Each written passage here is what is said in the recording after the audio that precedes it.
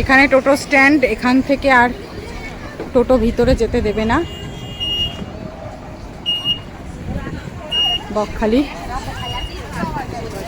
এখান দিয়ে পাশ থেকে এই মার্কেট দোকানগুলো রয়েছে।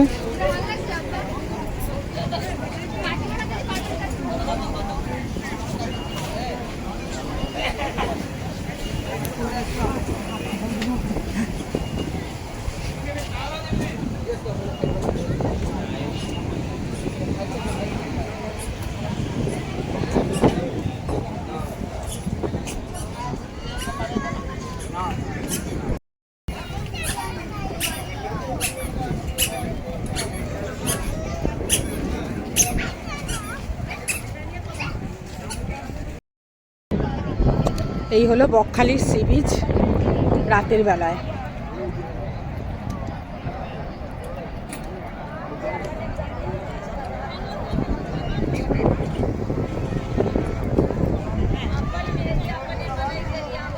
আমার ভীষণ ভালো লাগে এই জায়গাটা, এত ফাঁকা ফাঁকা।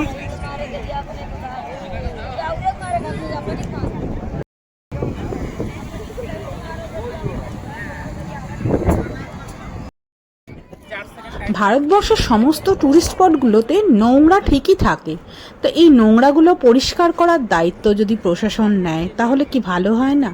প্রশাসনের কি উচিত না এগুলোকে একটা শৃঙ্খলায় আনা ট্যুরিস্ট স্পটগুলোকে, এবং আমরাও যাতে সেটা ঠিকমতো মেনটেন করি।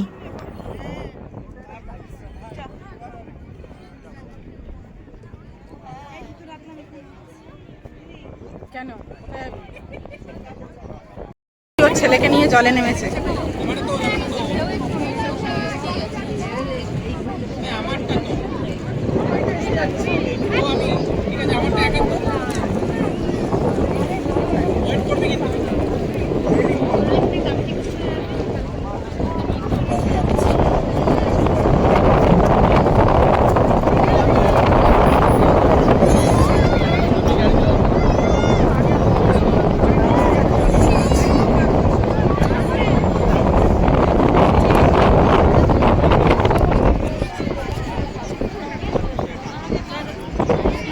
এখানে চেয়ার পাতা থাকে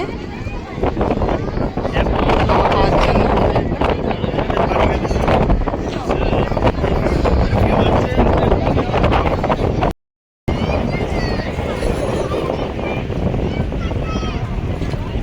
হ্যাপি হ্যাপি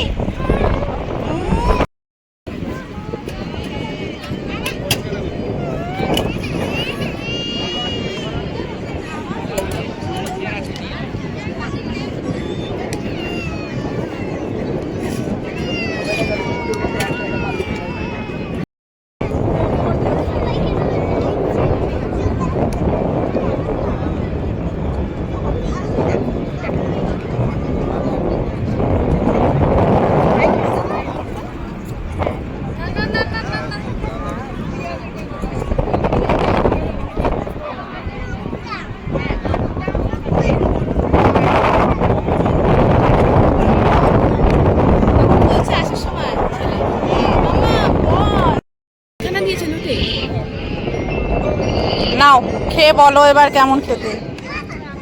3খানা 50 টাকা নিয়েছে, দুটো এখানে 20 টাকার আছে, একটা হচ্ছে 10 টাকার।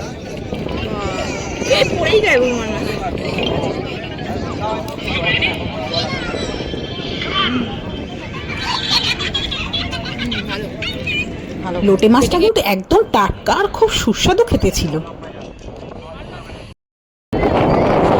সমুদ্রের ধারে বসে এই চেয়ারগুলোর ভাড়া নিচ্ছে 20 টাকা করে। আমরা দুটো চেয়ার ভাড়া নিয়েছি, এখানে আমারটা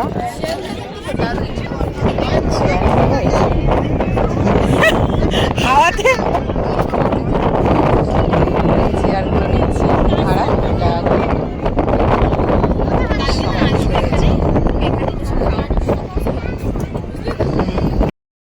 20 টাকা করে নিলাম, এগুলো ভর্তি ছিল, আমাদের খেতে খেতে একটু কমে গেছে।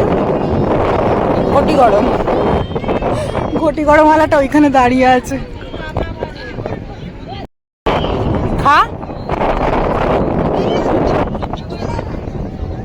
কেমন খেতে? আমি খেতে ভালো।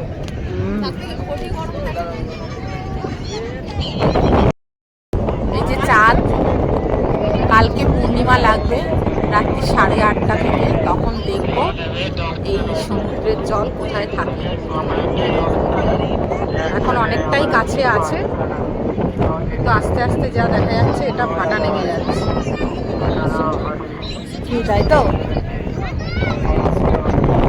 হ্যাঁ তাই তো, এখন ভাটা তো না, এবার ভাটা নেমে যাচ্ছে আর কি, হট করে জলটা এখন চলে যাচ্ছে। দেখবো কালকে সন্ধ্যাবেলা এসে কিংবা পরশুদিন যদি সকালবেলা আসা যায়, তখন দেখবো জলটা কোথায় থাকে, কারণ ভরা পূর্ণিমা লাগবে। কত বলছো? 50 টাকাই নেবে? জায়গায় জায়গায় দাঁড়াবে। একটা গাড়িতে কয়জন বসে? একটা গাড়িতে 5 জন। 5 জন বসবে, 5 জনের 50 টাকা হিসেবে নেবে। ঠিক আছে চলো।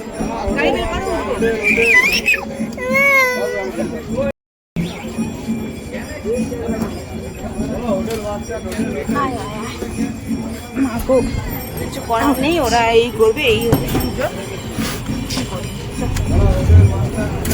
গাড়িটা ফেলবি না, হ্যাঁ?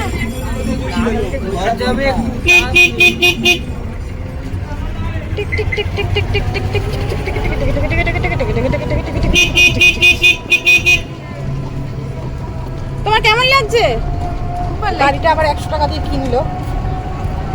Hi hello 120। ও গান গাইছে রে। ওর গাড়ি এখন এত ফেভারিট, কি বল।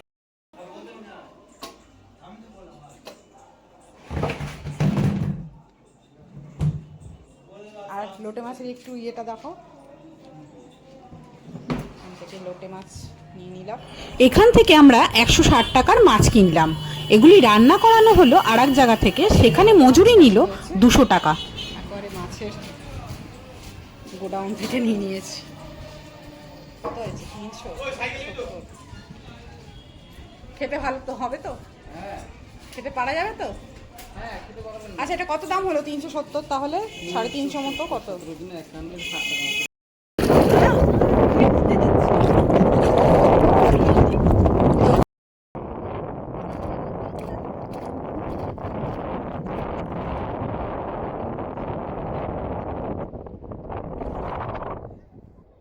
আমাদের হোটেল থেকে সোজা বিচের দূরত্ব মাত্র 2 মিনিট।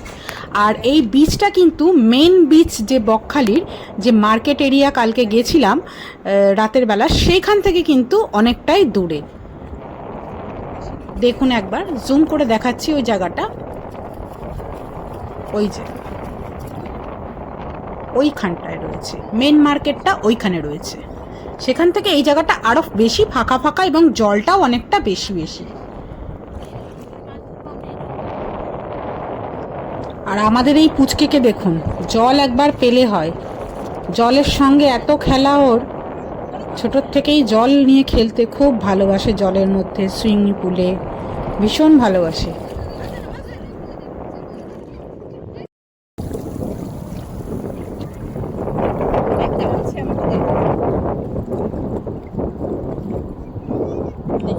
মাছ ধরছে, ওরা কি মাছ ধরছে?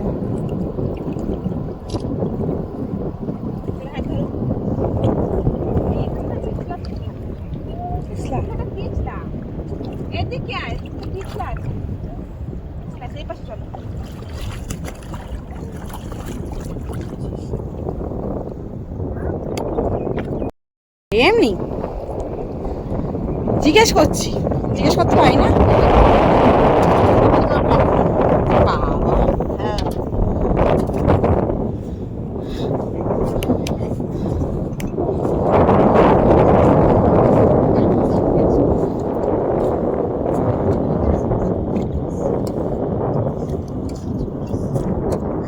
কি মাছ এগুলো?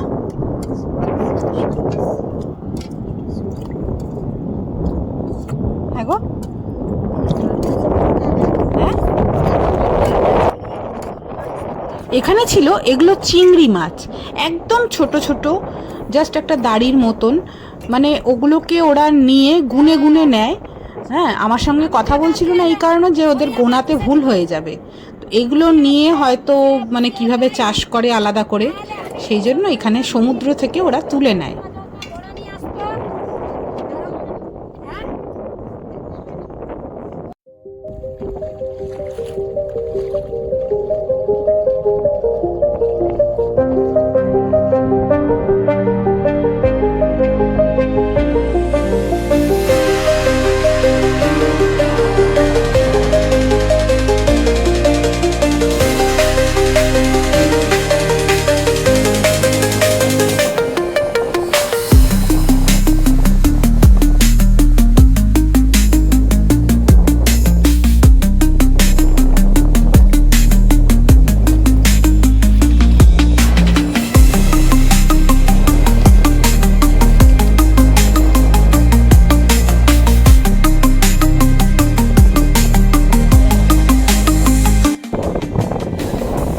বকখালিতে এই যে সাদা বালি, আর এই সাদা বালির সাথে এই ক্যাকটাস গাছগুলো আর দেখতে দারুণ লাগে। কি সুন্দর। মানে আবার আকন্দ ফুলের গাছ আছে। প্রচন্ড গরম পালি। উফ, আকন্দ ফুল আছে, ক্যাকটাস পুরো ভর্তি। আমার খুব ভালো লাগে এই বকখালির বীচটা। খালি এখানে ট্রান্সপোর্টের ভালো ব্যবস্থা নেই, হোটেলের ভালো ব্যবস্থা নেই, লিকারের ভালো ব্যবস্থা নেই।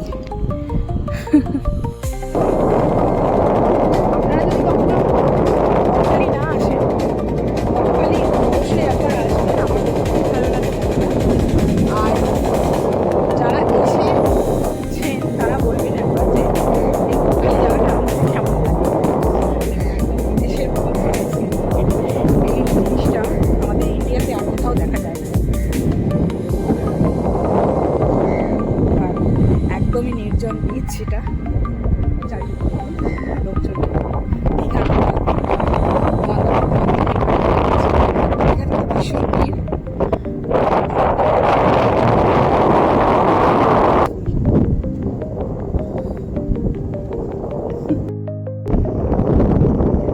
ফুলটা যে কি সুন্দর, দারুণ দেখতে লাগছে, দারুণ দারুণ।